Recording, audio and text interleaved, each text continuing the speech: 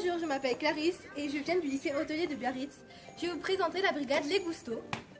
Nous sommes ici sur le territoire des Aldudes pour vous présenter les 4 produits phares du Pays Basque. Le porquintoa, le fromage au soirati, le vin d'Irouléguy et le piment d'Espelette. Allons-y pour la suite de ce journal. Tout d'abord, que sont les AOP?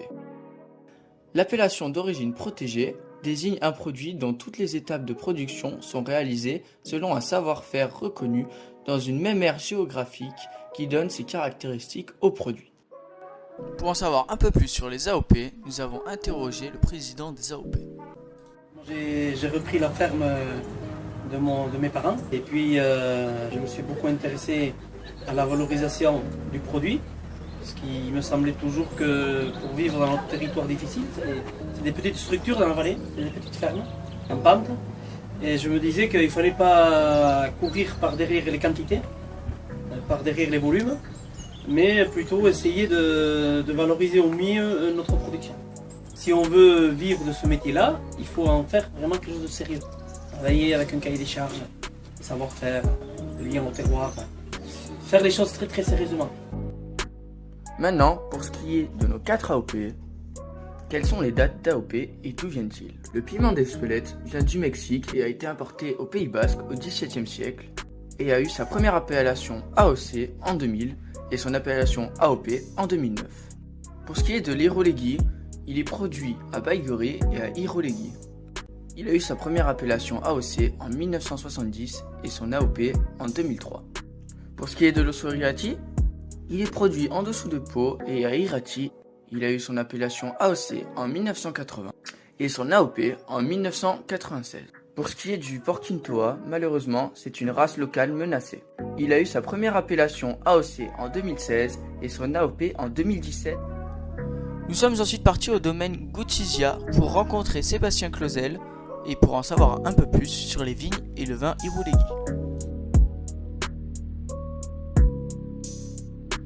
On s'est installé en 2011, on est parti de vignes en fermage, donc on est en location, et on a créé le domaine. C'est pas une reprise familiale.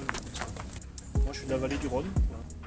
Donc nous l'idée c'était de passer les vignes en bio bien sûr, et d'avoir le plus joli raisin possible, la plus belle matière première possible, pour après au chai peu intervenir. Voilà.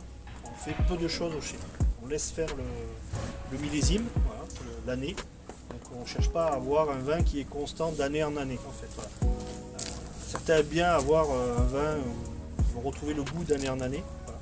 Et nous, comme on fait peu de choses, d'une année à l'autre, le climat va marquer encore une fois une diversité encore différente.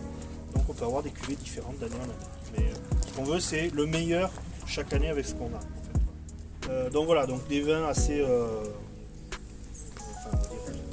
le moins d'intervention possible. Par contre, on joue un petit peu sur les assemblages et les élevages, et notamment les contenants aussi.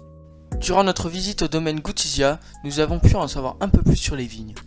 Notamment savoir quel sol est utilisé et quels sont les êtres vivants dangereux pour les vignes et ceux qui peuvent aussi nous aider.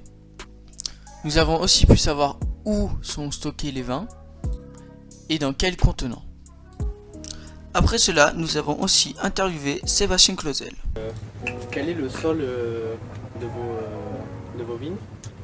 Donc nous, on est sur des sols qu'on appelle ophytes, c'est une roche d'origine volcanique, voilà, qui fait partie des plusieurs sols qu'on a sur les Irouléguy, qui créent la diversité de l'appellation. Dans votre cave, quel est le millésime le plus utilisé Actuellement, on est sur le millésime 2020 sur les rouges, 2021 sur les blancs. Et on a quelques millésimes qu'on a gardés pour voir l'évolution. Donc le plus vieux c'est 2011, c'est l'année où on a démarré le domaine. Quels sont les cépages les plus utilisés? Donc sur l'appellation en général c'est le rouge, et notamment le tanat, qui représente, les rouges représentent 60%, 20% les blancs, et il y a 20% de rosé. Et nous sur le domaine, on est à moitié rouge, moitié blanc sur la parcelle. Sur les rouges, on a un peu plus de tanat que de cabernet franc, et sur les blancs, on a un peu plus de provençal que de petit vin. Et comment est commercialisé les vins? Donc, essentiellement, alors, l'Irouléguy, vous allez le trouver essentiellement en bouteille. Voilà, il n'y a pas de vrac, de négociants, voilà, c'est surtout de la bouteille et c'est surtout vendu sur la partie Pays Basque. Dernière question, quel est votre plus beau souvenir gastronomique?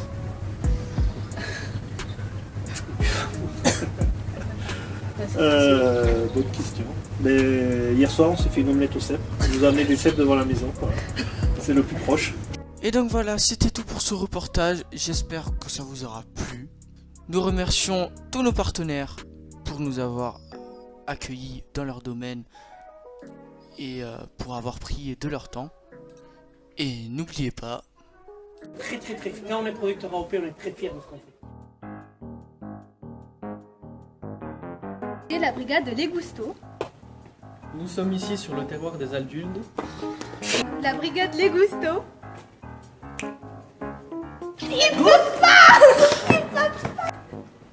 Bonjour, je suis Clarisse et je viens du lycée hôtelier de Biarritz. Je sais plus.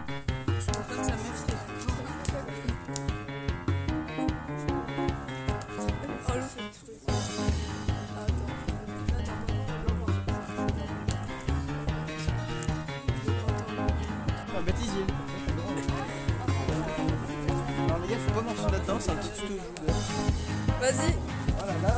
Vas-y.